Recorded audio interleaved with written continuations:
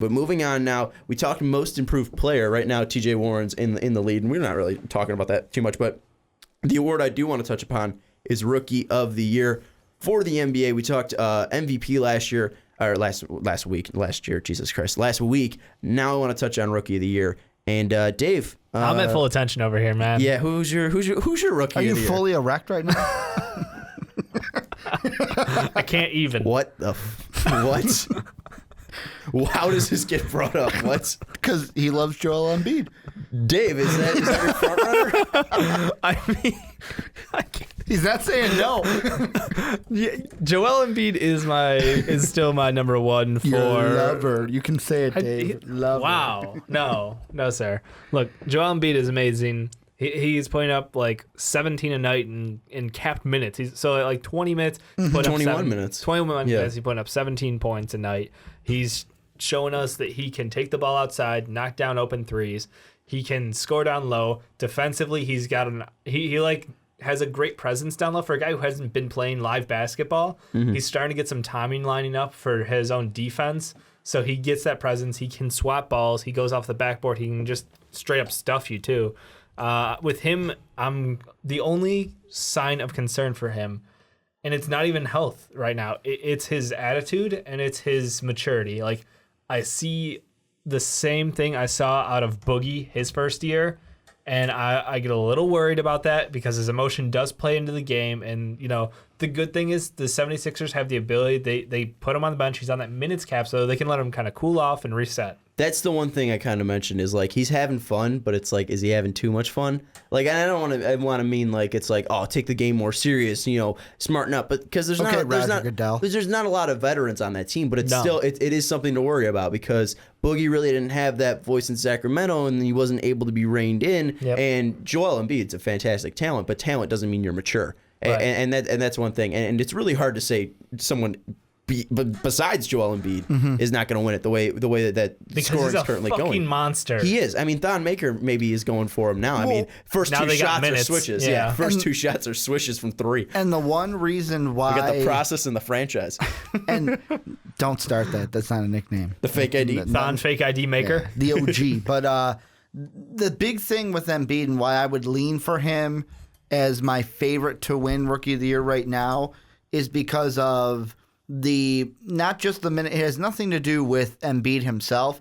It has to do with the injury to Ben Simmons and then Brandon Ingram coming off the bench, being that sixth man or not even a sixth man in LA. Second unit, yeah. Because that's your 1-2. Like, name the last time we had a 1-2 that basically didn't play for the first X amount of games. So Embiid's been the guy. Like, the other rookies that we looked at, Buddy Hield, we knew he was going to have to adjust when he gets to the NBA. Jaylen Brown, we knew he's going to have to adjust. But he hasn't been bad. Yeah, he actually has been better than I expected. I'm not saying he's done bad. No. But we're not looking at Jaylen Brown as the Rookie of the Year. He just dropped 19 against Cleveland. He was one of my candidates. I would pick Joel Embiid above him. Oh, yeah. Did I stutter? Did I fucking stutter over here? I'm just Joel saying, Embiid is the Rookie of the Year.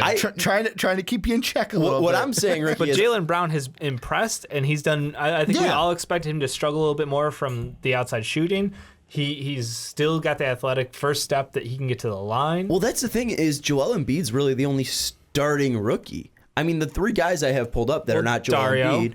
Yeah, Dario too. Dario would probably be. It's probably Joel Embiid and then Jaylen Brown in my eyes here. But the other three guys I had pulled up was Malcolm Brogdon, who's coming off the bench for Milwaukee, who's playing absolutely fantastic. Brogdon's doing quite well. Chris Dunn, who started 2 games for Minnesota, because but hasn't of Rubio's injury. Yeah, hasn't been consistently he looks started. lost out there. I'm afraid, actually. He putting stat-wise, he hasn't been bad. And did you see the game when Rubio got injured? What happened exactly? After about 5 minutes, they told him to go stand in the corner. It was 4-on-5 ball. Really? It was...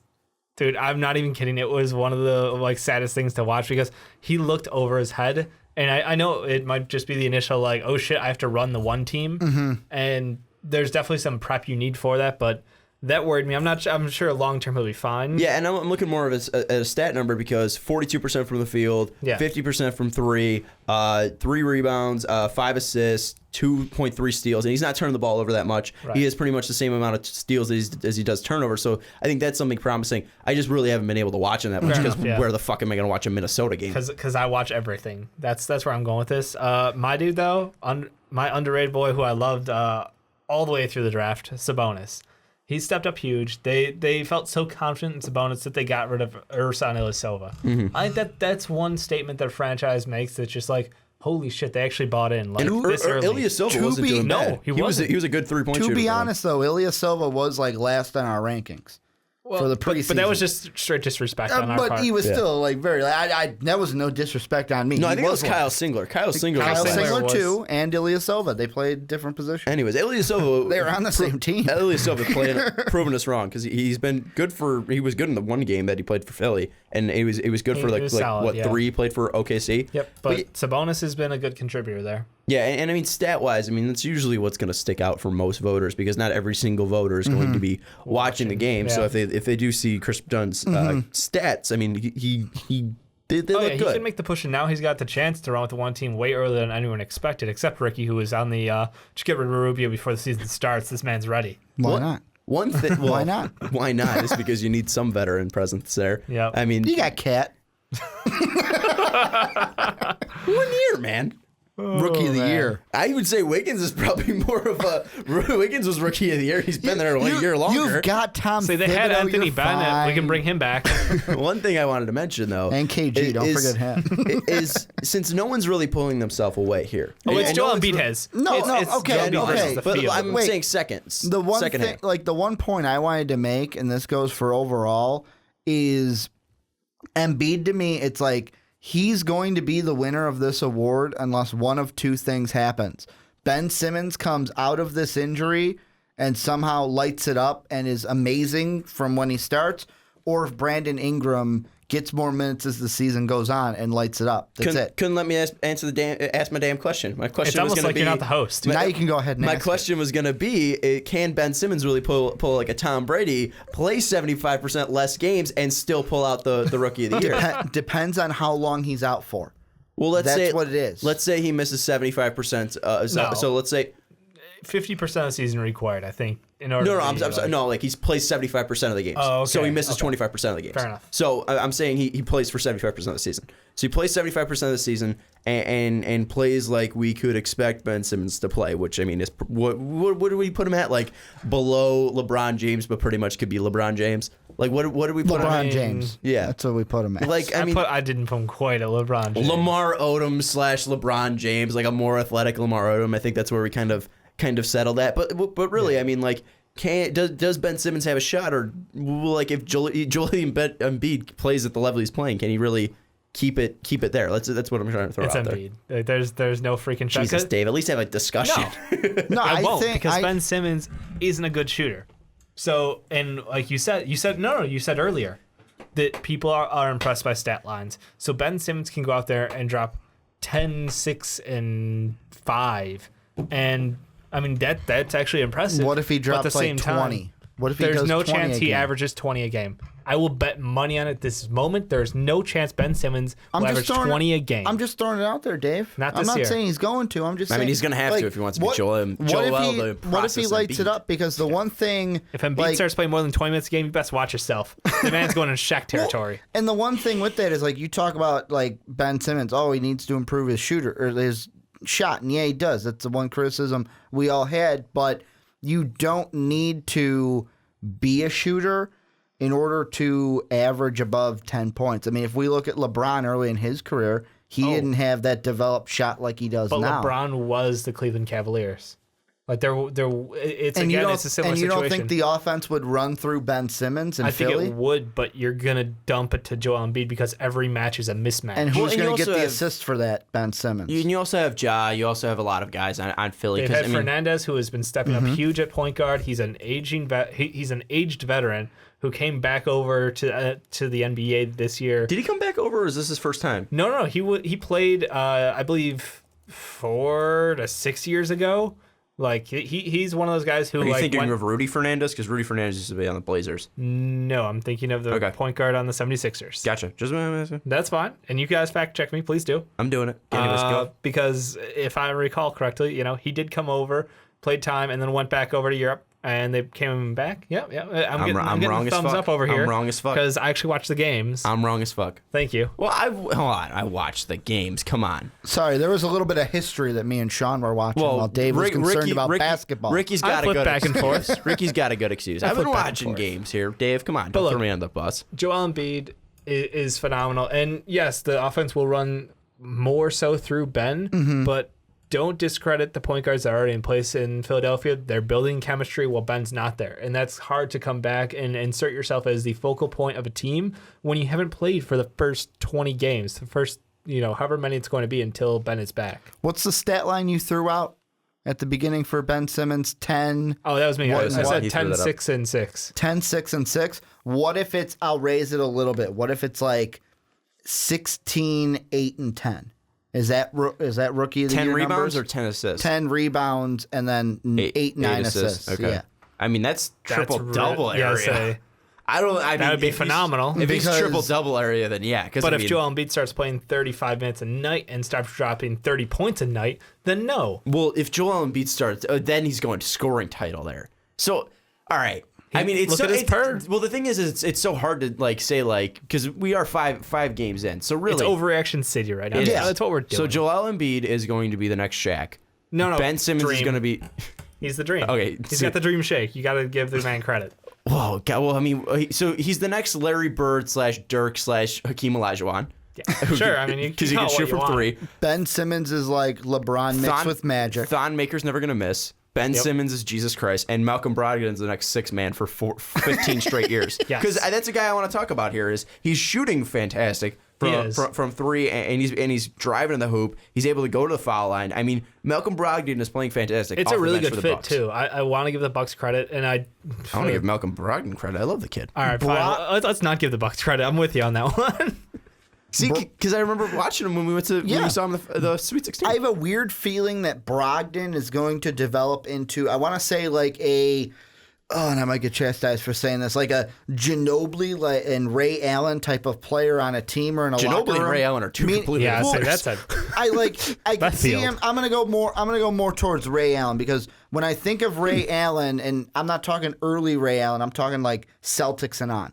He was not the main, he was, in the big 3 there, but it was really KG and Paul Pierce ahead of him. He was just there to do his role. When he went to Miami, he was there to do his role. That's what Brogdon's going to do. He's just going to, eventually, he's going to attach to a superstar or to 2 players who can be the 1 and 2, and he can be the 3. And all he's going to do is do his job and do his job well. I was going to say, Andre Iguodala on the Warriors, but then again, I also want to say, Andre Iguodala was a superstar in his own right when he was in Philadelphia. That's why I would say, Ray Allen. Well, Ray Allen is one of the greatest shooters of all time. So I think Andre Iguodala is more of a fair comparison than Ray Allen. But where did Ray Allen start his career?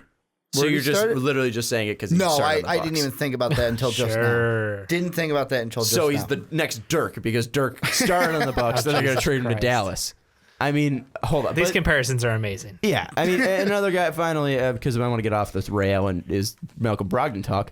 It's Jaylen Brown because Jaylen Brown, hey, we said he didn't have a shot, 44% from 3, 9 points a game. The one thing, I think even LeBron just gave him credit too. LeBron says he got some props. He said, I think LeBron said something that, he's not fully developed. This is going to be a kid that's going to be really good. And we really saw his coming out party against Cleveland, going 50% from the field, 50% from 3 of 6 too, going 50%, or he missed the 1 free throw he took, but still, he played 35 minutes in that game too. He was very athletic. Game. Yeah, very athletic. They did kind of get blown out, but they brought it back to reasonable. They were getting blown out. It was over. Don't get me wrong. It was garbage time, but still they brought it back. But it's still been impressive what Jaylen Brown did in that Cleveland game. So again, it's overreaction. We've only seen 5 games, but that game is a very good sign for a young player. Absolutely, that's a kid who we said probably needs a couple years to get to his spot, and I think really a Jaylen Brown is kind of like a guy that we talked earlier. Is he could be a DeMar DeRozan player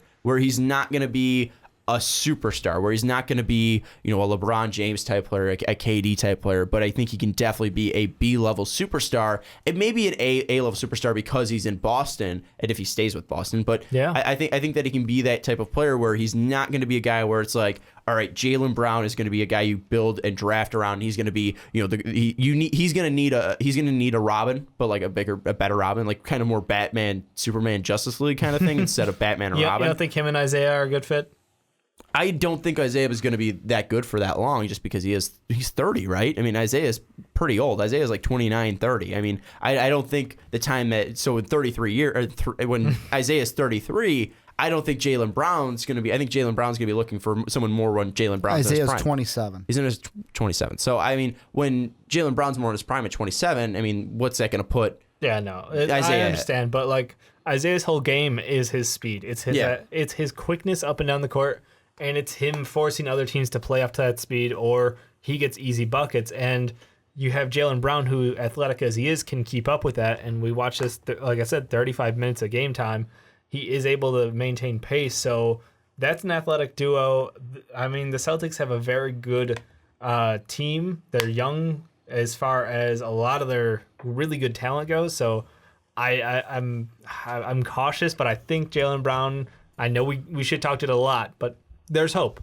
There's hope. I don't think we ever said there wasn't hope. I just think that we said that he was going too high. But I think that we can definitely take back that he might be going too high because of the potential that is there. And I think that we always said that the potential's that the potential's there, but we didn't see the value right away. And that's one thing. I mean, and one guy I do want to throw out there to kind of wrap this up before we get into future rookie of the years, because we're talking about the next maybe upcoming next draft. year's next year's rookie about the upcoming draft is Papagiannis.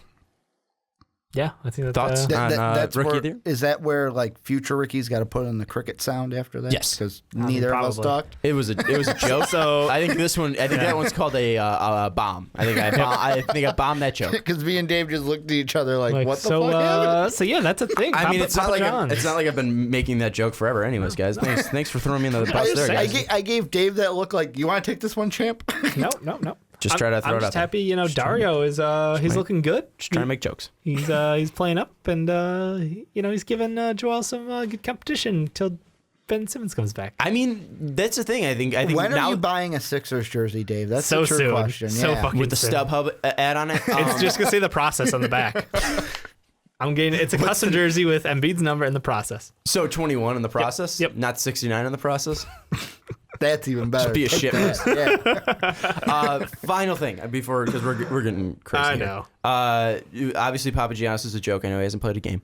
And another thing too is that with how well Embiid's playing and with how well Dario's playing, now the talks of Noel possibly going are ramping up, and now the possibility of Ja going out is definitely ramping up. So it'd be fun and interesting to see what happens in Philadelphia. And that's the one question I want to end this on, because I know we're talking about rookie of the year. Right now it's Joel Embiid. I mean, the guy's playing out of his mind. And I think if there's a close second, if Jaylen Brown can reproduce what he did against Cleveland, then yes, he'll definitely be in the mix here. But the thing that I want to talk about is if Joel Embiid can stay healthy and Dario can play the way he's been playing, who do you really move there? Because do you move Dario and possibly bank that he's got a lot of potential and someone might bite on him? Do you go with a guy who's kind of established in Ja, or do you go with a guy in Nerlens who is an athletic freak? I mean, what should the 76ers do with those four?